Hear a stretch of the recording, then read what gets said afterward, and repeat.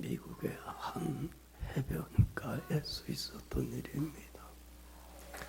백발의 한 노인이 양동이에다가 살아있는 새우를 담아갖고 와갖고는 그 바닷가에 사는 갈매기들한테 먹이를 던졌어요. 이 노인은 하루도 빠짐없이 매일 정해진 시간에 와서 갈매기에게 먹이를 주니까 갈매기들도 참 영물이잖아요. 알아 몰라.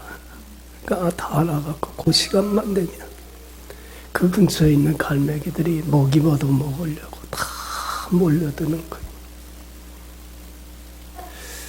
하루도 빠짐없이 그 일을 하는 그 노인을 보면서 사람들이 궁금해.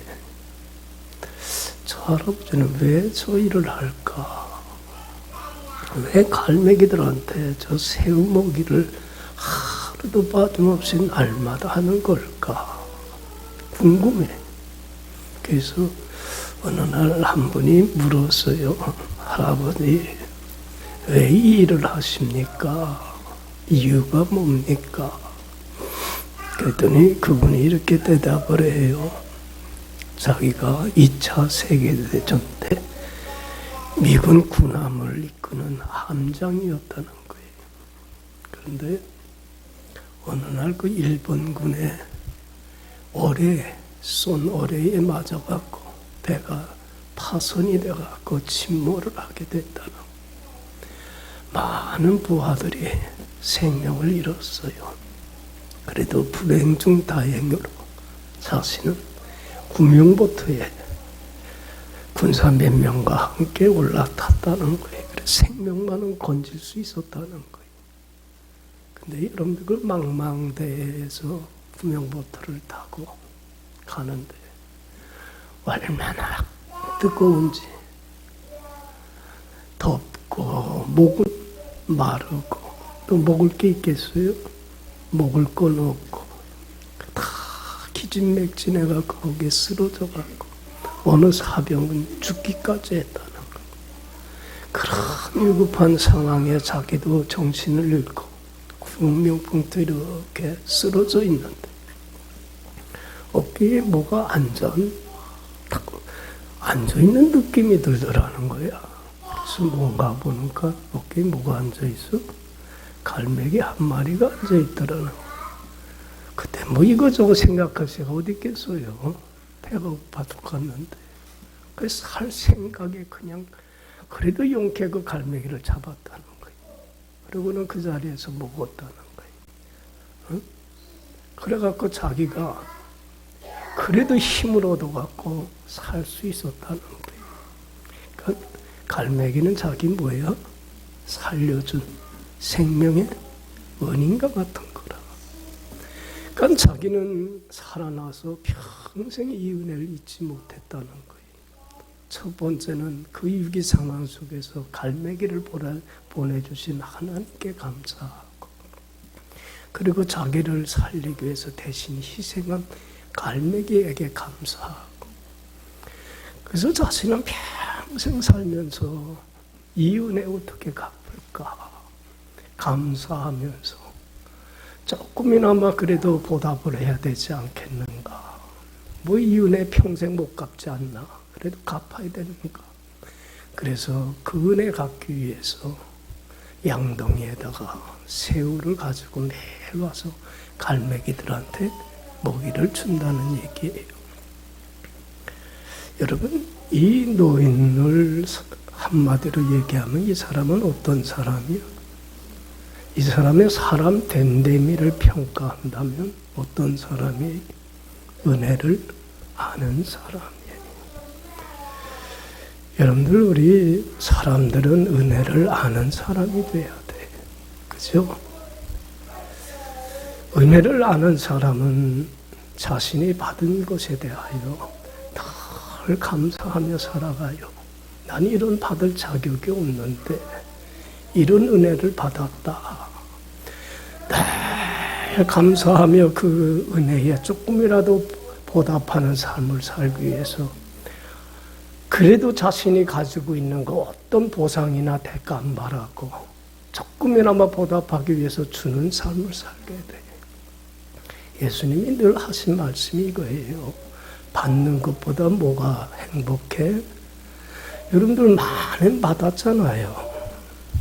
많은 은혜 받았잖아요. 그럼 받은 은혜에 감사하면서 이제는 뭐 하는 삶? 주는 삶 사는 게 얼마나 행복한지 모른다. 할렐루야. 그러니까 은혜를 아는 사람은요, 받은 거에 너무 고마워서 주면서 살아요. 사랑으로 아낌없이 다 주는, 헌신하고 봉사하는 삶을 살면서 행복할까 안 할까? 자기도 행복하고 남도 행복하게 하는 얼마나 가치 있고 의미 있는 인생을 사는지 몰라. 근데 여러분들 봐요. 받은 게 그렇게 많은데도 불구하고 받은 건 안 생각하고 그저 준 것만 생각하면서 내가 남에게 해준 것만 생각하면서 그저 내가 이만큼 해줬는데 내가 당신을 위해서, 아내를 위해서, 남편을 위해서, 자녀를 위해서 이렇게 했는데 너 나한테 해준 게 뭐가 있느냐. 그저 받은 것은 생각할 줄 모르고 그저 원망하고 불평하고 더 많이 받으려고 하기만 하고. 은혜를 모르는 사람은요, 행복해요, 불행해요? 여러분, 불행해요. 늘 원망 불평 속에 살아. 내가 해준 것에만큼 돌아오질 않았다고 해갖고 투덜거리며 살아. 그러니까 여러분들, 이런 사람은 자기도 불행하지만 주변에 있는 사람들도 어떻게 만들어? 불행하게 만들며 살아가니.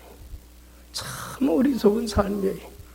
그래서 여러분들, 우리 예수 믿는 사람들은 무엇보다도 가장 중요한 게 뭐냐면, 뭘 아는 사람이 돼야 돼? 은혜를 아는 사람이 돼야 돼. 할렐루야. 할렐루야. 은혜 아는 사람이 돼야 돼. 여러분들, 우리가 지금까지 이렇게 지내오면서 저도 마찬가지예요. 뒤돌아보면 은혜 아닌 게 없어요. 모든 게 다 하나 은혜야. 첫 번째는 하나님의 은혜고, 또 두 번째는 주변에 있는 모든 사람의 은혜야. 하나님 덕분에, 또 주위에 있는 모든 사람들의 덕분에 내가 이만큼 있는 거지.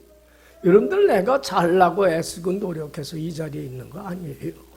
할렐루야. 그렇잖아요. 여러분들, 우리가 밥을 먹을 때마다 늘 감사기도 하지만, 여러분들 봐요. 우리가 밥을 먹지 못하면 어떻게 돼? 얼마나 굶주려요. 배가 고프고 힘 빠져요. 그래도 여러분들 새끼 꼬박 이렇게 밥을 먹을 수 있다는 게 얼마나 은혜야. 예? 여러분들, 아무리 내가 돈이 많아도 여러분들 음식이 없으면, 먹을 밥이 없으면 돈이 소용이 있어 없어? 아무짝에 쓸모없잖아. 여러분들, 내가 하루 세 끼 밥 먹는 것도 그냥 된 거 아니잖아요. 비록 내가 돈은 주고 사 먹는 거겠지만 그 속에는 누구의 수고가 있어요? 밥 한 그릇에도 누구의 수고가 있어요? 얼마나 많은 농부들의 수고와 땀 흘림과 희생과 헌신이 거기에 있습니까? 그렇잖아요. 그들의 수고가 없다면 우리가 1,000만 원이 있고 엄청난 몇 조 원이 된다고 하더라도 못 사 먹잖아요. 그렇잖아요. 우리는 돈 주고 사 먹는다고 당연한 것처럼 여겨요. 그런데 여러분들, 농부의 수고와 헌신이 있기 때문에 가능한 것. 또한 여러분들, 농부가 애쓰고 수고한 것들이 허사가 되지 않도록 해와 비와 습도와 바람을 맞춰준 누구의 은혜가 있는 거예요? 하나님의 은혜가 있는 거예요. 그렇잖아요. 농부의 은혜가 없으면, 하나님의 은혜가 없으면 우리는 살아갈 수 없는 존재들이 너무나 많은 은혜 속에 살아가고 있어요. 그런데 우리는 이 은혜를 알아요, 몰라요? 알아요, 몰라요? 몰라. 모르고 살아가요. 그냥 원망 불평 속에만 살아가. 저는 그 차를 운전할 때마다 참 고마운 게, 차 운전하고 저 어디 멀리 갈 때, 아휴, 차 만들어준 사람 얼마나 고마운지 몰라. 여러분들 봐요. 걸어서 내가 거기 갈 수 있겠어? 며칠 길 걸어서도 못 갈 길인데 그 차를 타고 가면 얼마나 쉽고 편안하고 빨리 가는지 몰라. 네? 여러분들 차 한 대가 나오는데도 누가 있어요? 그냥 된 거 아니잖아요. 차 한 대 만들기까지에는 뭐가 있어요? 얼마나 많은 사람들의 수고와 희생이 거기에 있어요. 그렇잖아요. 그들의 노고가 없으면 차 못 타고 다니는 거예요. 여러분들, 그리고 그들에게 그 수고가 헛되지 않도록 그들에게 지혜를 주시고 기술을 주시고 능력을 주신 누가 있어요? 하나님이 있잖아요. 얼마나 감사한 일이에요. 할렐루야. 오늘 여러분들 가만히 생각하면 모든 게 은혜야. 내가 잘나서 된 거 하나 없어. 그렇잖아요. 모든 것이. 그런데도 우리는 거기서 은혜를 못 깨달아요. 그리고 그냥 당연하듯이 그냥 살아가요. 우리는 은혜를 저버리는 삶을 살고 있어요. 여러분들 보세요. 아무리 많은 은혜를, 사랑을 입었다고 하더라도 그걸 은혜로 깨닫지 못하면, 사랑으로 깨닫지 못하면 은혜가 돼요, 안 돼요? 은혜가 안 돼. 그렇잖아요. 왜 은혜를 모르는 사람이 되냐면 깨달음이 없기 때문에 그래. 아는 게 없어서 그래. 무지해서 그래. 그래서 여러분들 시편 49편 20절에 저는 이 말씀 참 좋아해요. 다윗이 뭐라고 고백을 하냐면, 존귀하나 깨닫지 못하는 사람은 뭐하고 같아요? 멸망하는 짐승과 같다 그래요. 여러분들, 그 많은 은혜와 사랑을 받고 살면서도 불구하고 받은 은혜 깨닫지 못하고 은혜로 여길 줄도 모르고 감사할 줄도 모르고 그 받은 은혜에 보답할 줄도 모르고 그냥 자기가 잘나서 된 것 마냥 이렇게 살아가는 은혜 모르는 사람은 뭐와 똑같아요? 멸망하는 사람만도 못하다는 거예요. 짐승과 같은 존재라는 거예요. 여러분들, 우리는 짐승과 같은 존재가 돼서는 안 돼. 할렐루야. 그래서 여러분들, 뭘 아는 사람? 은혜를 아는 사람 돼야 돼. 저는 요새 노사 간의 갈등이 막 심화되는 걸 보면서 기사를 통해서 보면서 참 안타까워. 은혜를 모르니까 이렇게 싸우고 다투고 분쟁하고 더 달라고 막 으쌰으쌰하고, 그러니까 점점 삶이 더 삭막하고 메말라지고 갈등과 대립은 더 심하대. 여러분들 생각해 보세요. 사측도요, 아무리 좋은 기술로 회사를 세워놨다고 하더라도 거기에서 일해주는 사람들이 없으면 회사가 돌아가요, 안 돌아가요? 여러분, 그래도 회사가 그만큼 돌아가는 거 다 누구 덕분이야? 회사에서 일해주는 근로자들 덕분이에요. 할렐루야. 그렇잖아요. 일했다고 해서 거기에 대해서 월급 줘서 난 할 바 다 했다 하는 게, 그게 좀 사람의 도리가 아니에요. 여러분들, 야, 우리 회사에서 일해주는 이분들 덕분이구나, 고마워하면서 어떻게 하면 이 은혜 사측에서도 갚을 수 있을까? 고마운 마음을 가지고 그들을, 일하는 분들을 귀히 여기면서 그들의 말을 잘 들어서 원하는 게 뭔가 잘 듣고 따라줘서 그들을 기쁘게 하고 즐겁게 해주고 행복하게 해주면서 그 은혜에, 그 사랑에 조금이나마 보답하며 산다면 일해주는 근로자들도 삶의 보람이 있어요, 없어요? 얼마나 기뻐! 야, 그래도 우리가 이렇게 노력해서 회사가 이만큼 쓰는구나. 그렇게 되잖아요. 은혜가 알면. 또 일해주는 분들도 마찬가지. 여러분들, 내가 먹고 살 수 있는 삶의 터전을, 그렇잖아요, 누가 마련해 준 거예요? 회사가 마련해 줬잖아요. 회사가 그런 일에 터전이 없더라면 나도 먹고 살질 못하고 우리 가정도 먹고 살질 못해. 그러니까 일해 쓰는 사람들도 누구한테 고마워해야 돼요. 이렇게 일할 수 있는 터전을 마련해준 사측에 고마워해야 돼. 야, 너무 고맙다. 예? 내가 이렇게 일하니까 받는 건 당연한 거지, 월급 받는 건. 그런 생각을 하지 않고 참 은혜다. 이 은혜의 사랑을 어떻게 조금이나마 받은 거에 보답할 수 있을까? 그래서 사측을 존중히 여기면서 없인 여기지 말고, 그리고는 어떻게 하면 이 회사를 더 잘 해낼 수 있을까? 사측에 있는 사람들의 말을 잘 귀담아 들으면서 그들이 원하는 걸 해주고, 그래서 그들을 기쁘고 즐겁게 하면 사측에 있는 사람들도 회사 세워서 일하는 게 보람이 있어요, 없어요? 뿌듯하고 얼마나 좋아. 서로 은혜를 알고 그렇게 살아가면 다 너도 잘 되고 나도 잘 되고 윈윈하는 삶을 살게 되는데, 그저 은혜로 여기질 못하니까 더 달라. 왜 내가 이만큼 애썼고 내가 너희들의 수고에 이만큼 줬는데 너는 해주는 게 없냐고 원망하고 불평하고 싸우고 투쟁하며.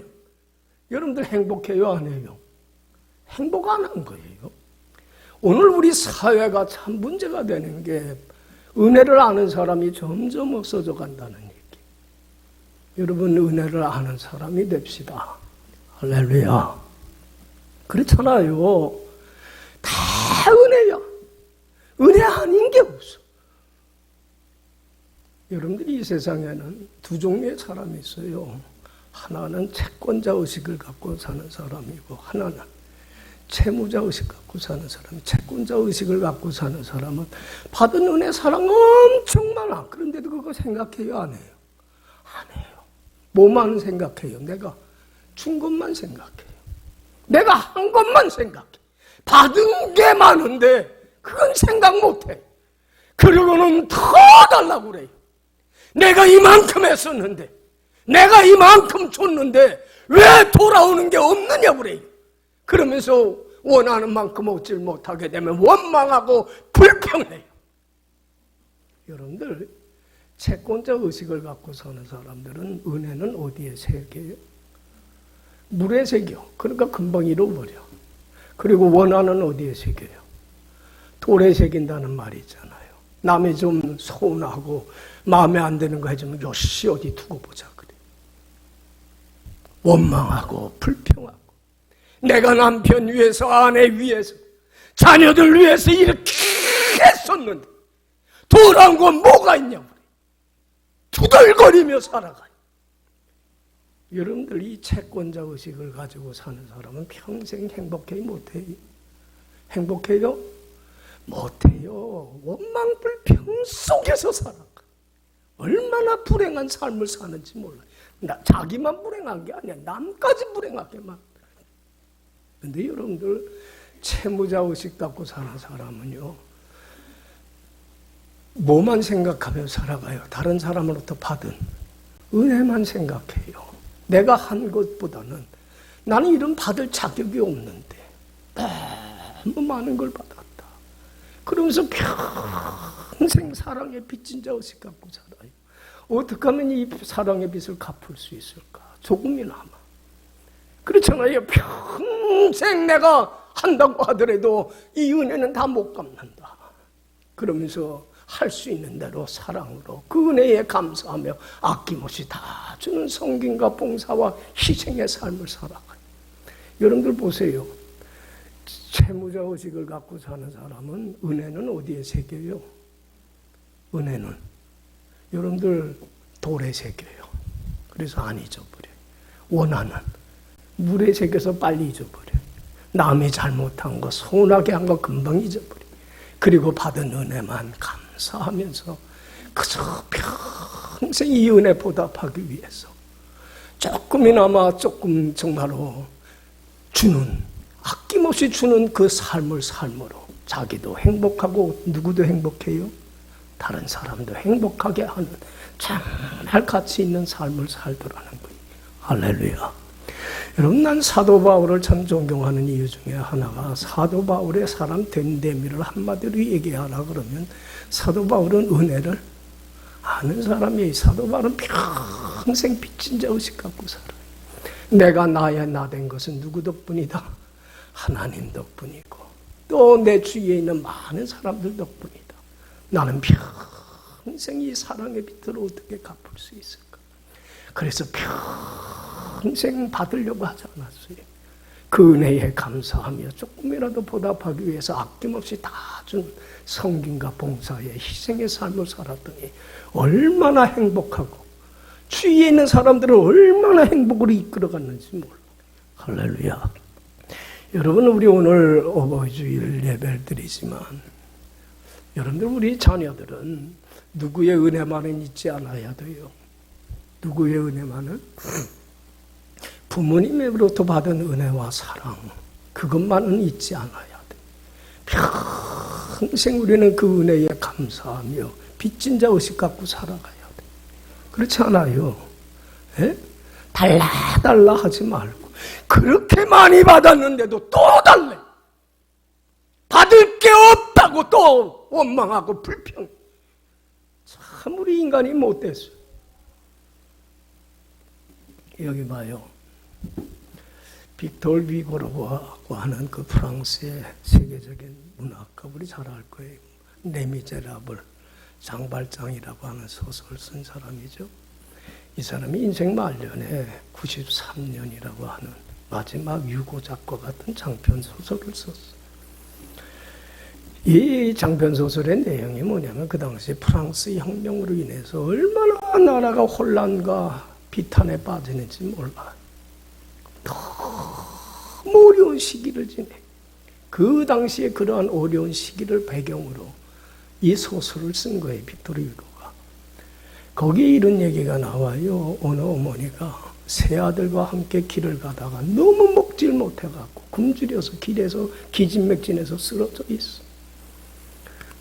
그때에 그곳을 마침 지나가던 군인들이 그 모습을 보게 되는데, 그 군인들의 지휘관인 상사가 불쌍해갖고 그 어머니한테 자기도 많지 않지만 있는 귀한 빵 하나를 내줘요. 이거 먹으라고. 그 어머니는 그 빵을 받아들고 얼마나 좋아하는지 몰라. 고맙습니다. 고맙습니다.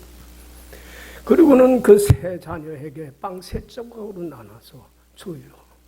아이들이 빵을 받아들고 배고파서 굶어 죽을 뻔했는데 얼마나 좋아. 허겁지겁 먹어. 그런데 이 어머니는 자기는 먹지 않으면서 아이들이 먹는 모습을 보면서 너무 흐뭇하고 좋아요. 그러니까 한 병사가 물어요, 상사한테. 상사님, 저 어머니는 배가 안 고픈가 봐요. 그럴 때에 상사가 이런 얘기를 해요. 배 안 고픈 게 아니야. 어머니이기 때문에 그런 거야. 자기는 얼마나 먹고 싶겠어요. 자기도. 그러나 자기는 굶어 죽더라도 자녀들이 그 먹고 기뻐하고 행복하는 모습 하나만으로도 행복한 게 부모님의 심정이라. 할렐루야. 이러한 부모님의 사랑과 헌신이 있었기 까닭에, 수고가 노력이 있었기 까닭에 오늘 우리가 있는 거 아니에요. 그렇잖아요. 그러면 그 은혜를 받았다면, 그 사랑을 받았다면 평생 우리는 빚진 자 의식을 갖고 이 사랑의 빛을 얼마나 조금이나마 갚을 수 있을까? 여러분들, 갚는다고 해서 얼마나 갚겠어? 그렇잖아요. 우리가 한다면 얼마나 하겠어? 그러나 그 은혜 평생 못 갚지만 그 은혜에 감사하면서 거저받지 않았어요. 어떤 보상이나 대가 안 바라고 받았잖아요. 그러니까 우리도 이제는 값없이 거저 어떻게 사랑으로 아낌없이 다 주는 섬김의 삶을 살아가야 돼. 할렐루야. 할렐루야. 그래서 여러분들 오늘 부모주의를 맞이해서 오늘 주시는 이 말씀 너무 잘한다 하지 말고, 야, 어버이주일이라 또 이 말씀이냐, 그러지 말고 하나님의 말씀 마음에 깊이 새기세요. 그리고 이대로 살아가세요. 그러면 엄청난 은혜와 축복이 여러분들의 삶의 가정에 임하게 됩니다. 할렐루야. 자, 1절에서 3절 한번 다시 읽어봅시다. 1절에서 3절. 자녀들아, 주 안에서 너희 부모에게 순종하라. 이것이 옳으니라. 내 아버지와 어머니를 공경하라. 이것은 약속이 있는 첫 계명이니 이로써 내가 잘되고 땅에서 장수하리라. 할렐루야. 여기 봐요. 자녀들아, 주님 안에서 너희 부모에게 뭐 해라? 순종해라. 이것은 옳은 거야. 마땅한 도리다. 받은 은혜 받은 사람이 취해야 될 마땅한 도리이지 않느냐는 얘기. 마땅한 것이 마땅치 않게 되니까 문제가 생기는 거예요. 그렇지 않아요? 여러분들 여기 봐요.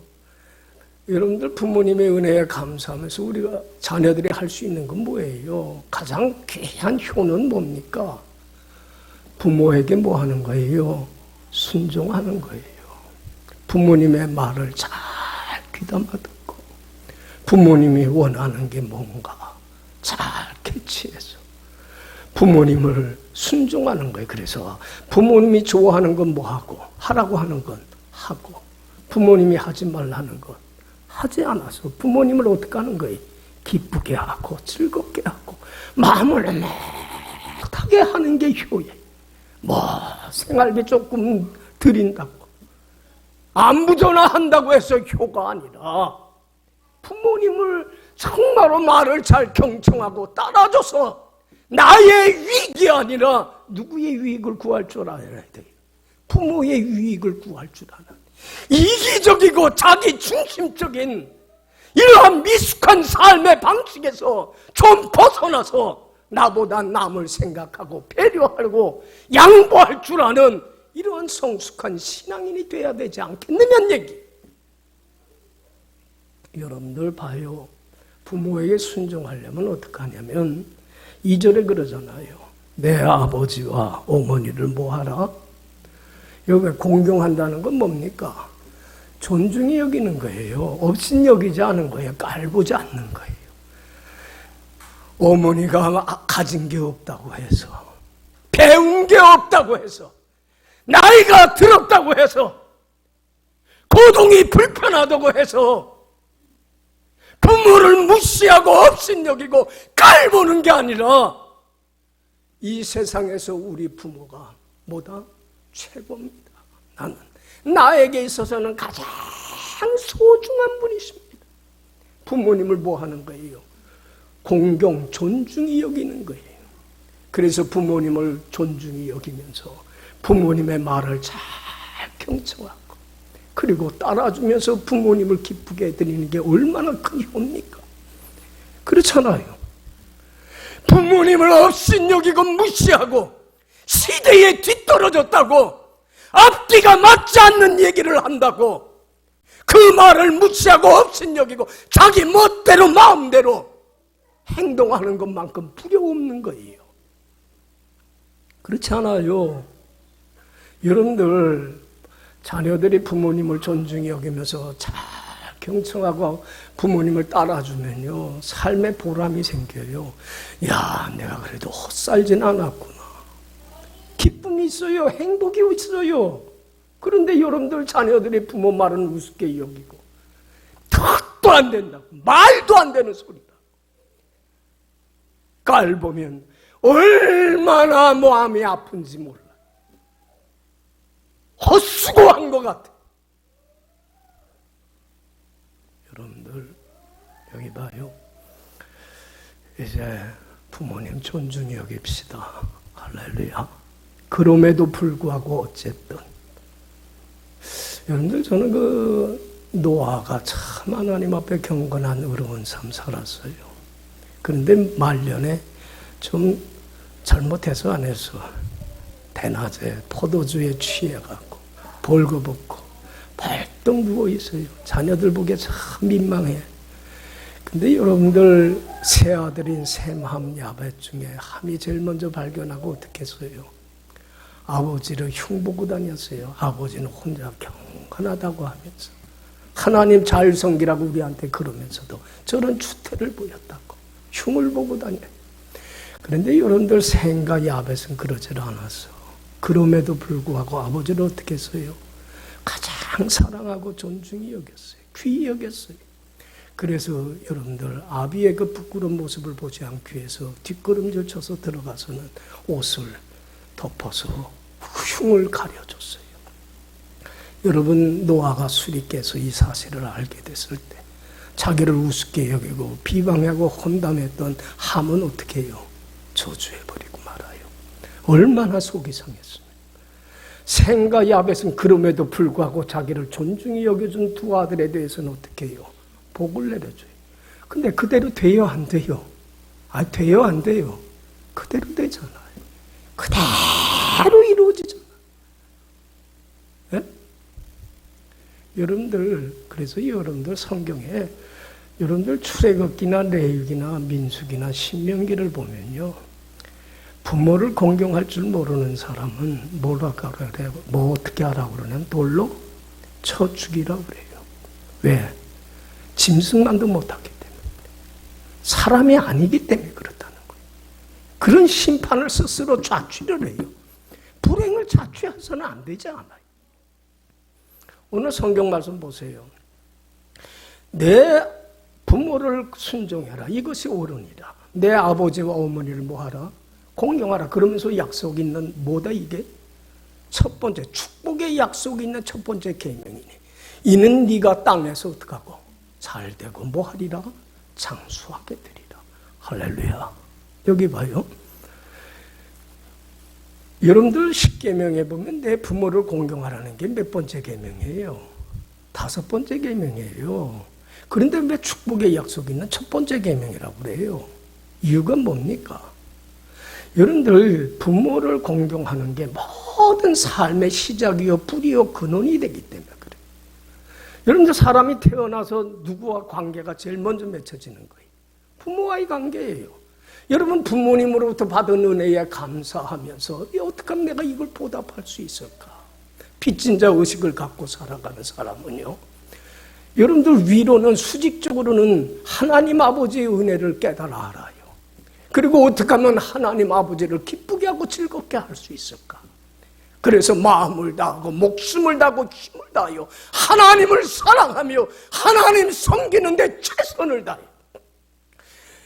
요한일서의 사도 요한이 사랑의 사도인데 이런 고백을 해요. 요한일서 5장 3절에 하나님을 사랑하는 것은 이것이니 뭐다? 그의 계명을 가지고 지키는 거다. 그의 계명은 무엇? 사랑이라는 건 뭐냐면 상대방을 존중히 여기면서 그 말을 어떻게 하는 거예요? 잘 경청하는 게 사랑이에요. 그죠? 그래서 하나님을 사랑하는 사람은 하나님의 말씀을 잘 귀담아 들어요. 그리고는 그 말씀대로 순종해요. 하나님이 하라는 거 하고 하지 말라는 거 안에서 하나님을 기쁘게 하고 영화롭게 해요.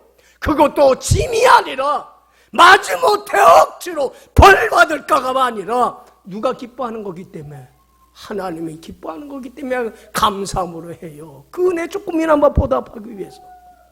하나님이 축복하실까요? 안 하실까요? 축복해요. 그죠? 하나님을 사랑하고 계명을 지키는 자에게 몇 대까지?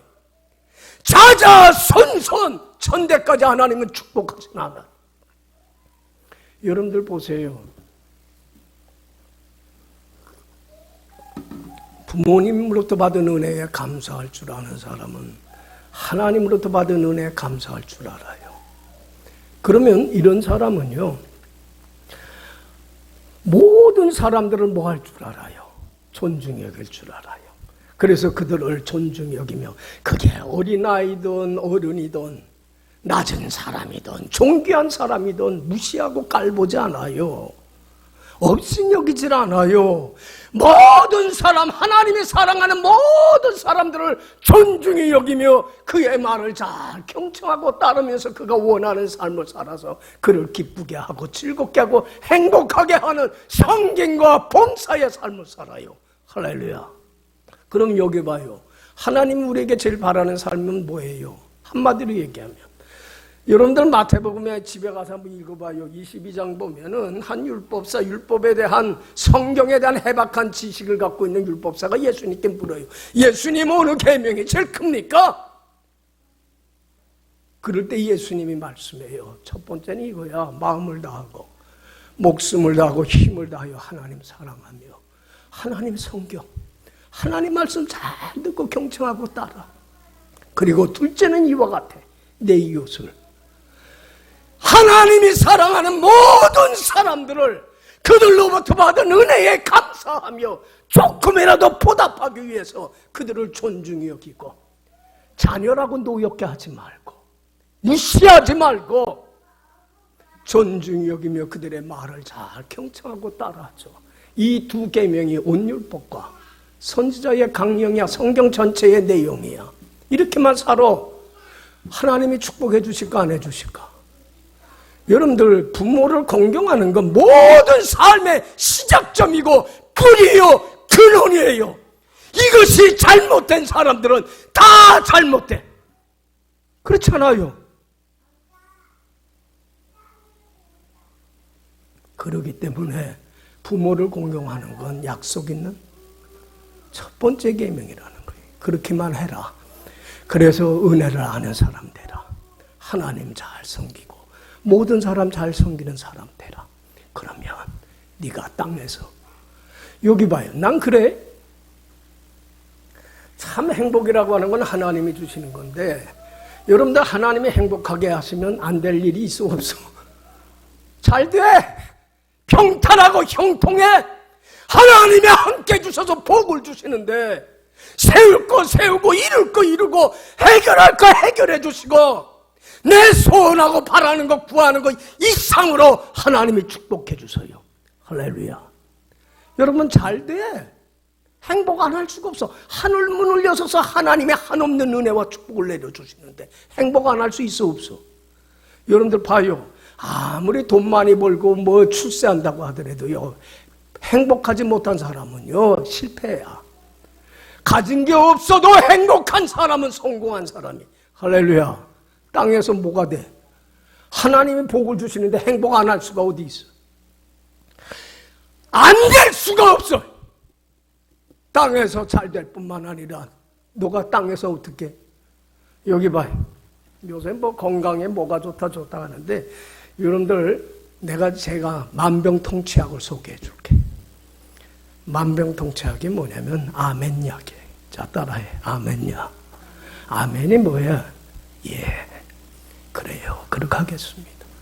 부모님이 무슨 말씀을 하든지 존중이 여기는 마음으로 예 하고 부모님을 기쁘게 하고 하나님 아버지께서 무슨 말씀을 하든지 뭐하고 예 하고 순종하고 다른 사람이 무슨 말을 하든지 어떻게 하고 존중이 여기고 잘 경청하고 따라주고. 여기 봐요. 아멘 약을 먹으면 여기 봐요. 나 약장사 아니야. 내가 뭐 약장사에서 뭐 남는 게 뭐가 있겠어. 여기 봐요. 아멘 하면요 진리인 말씀 안에 살면 뭐가 건강해? 영혼이 건강해. 영혼이 건강하면 뭐가 건강해? 주님 주신 기쁨과 평화가 내 마음에 샘솟듯 넘쳐. 누구든지 목마르거든 내게로 와서 마시라. 나를 믿는 자는 성경이 이런 것 같이 그 배에서 생수의 기쁨의 행복의 강물이 넘치. 주님이 주시는 기쁨과 평화가 내 마음에 넘치면 마음을 불안하게 하고 두려워하게 했고 염려하고 근심하고 걱정했고 욕심 부렸던 모든 것들로부터 자유해져. 정말 자유해져. 참 심각하지. 오늘날 현대인들이 그 불안 두려움으로부터 못 벗어나. 여러분들 벗어나길 원해요? 내가 자유하는 게 아니야. 내가 진리의 말씀에 아멘으로 순종하며 살아가면 자유케 해주세요. 할렐루야. 마음이 건강하면 모두 건강해. 몸도 건강해져. 몸과 마음과 영혼이 건강하면 장수해야 해. 여기 봐요. 불행하면서 오래 사는 건 그건 불행한 거야. 행복하면서 오래 살면 그건 복이야. 그런데 네가 땅에서 잘 될 뿐만 아니라 뭐 하리라? 이 땅에서 내 생명이 길리라. 할렐루야. 무슨 약만 먹으면? 따라해. 아멘야. 노면 하지 마요. 안 해요, 못 해요. 말로만 그렇게 하지 마. 진심으로 아멘해. 그래서 아멘 약을 광고한 사람이 예수님이야. 사도 바울이 그래서 고백해요. 고린도후서 1장 19절 20절에서 나와 실로하노라 디모데로 말미암아 전파된 하나님의 아들 예수 그리스도는 뭐하고 예하고 아니라함이 되지 아니하였으니 오직 그에게는 예만 되었느니라. 하나님의 약속한 말씀은 얼마든지 그리스도 안에서 이해가 되어 성취가 되나니 너희들도 뭐하여 아멘하여 누구에게 영광 돌리라 하나님을 기쁘게 해드려라. 할렐루야. 우리 오늘 어버이 주일 맞았습니다. 뭐를 아는 사람 은혜 저버리고 은혜 헛되이 하는 사람 되지 맙시다. 은혜라 하는 사람 되세요.